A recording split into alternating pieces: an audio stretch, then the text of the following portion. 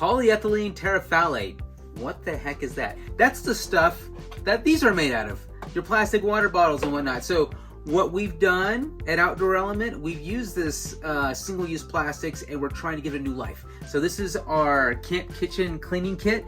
This towel is made from recycled plastics. This is our Omni-tensil. The roll towel is also made from recycled plastics. It turns into spoon, fork, chopsticks, a toothbrush, and some bellows with these little threaded stems here. Our Charlotte's webbing, our gear organizer, you guessed it, also made from recycled plastics. Great little organizer guide. And then we started looking into the way we packaged and shipped and receiving things. And our Keystone product, the Firebiner, used to come in these poly bags. Every single one had a single-use bag. We didn't like that. And so what we've done is we've changed it, and so now it comes like this. No poly bags.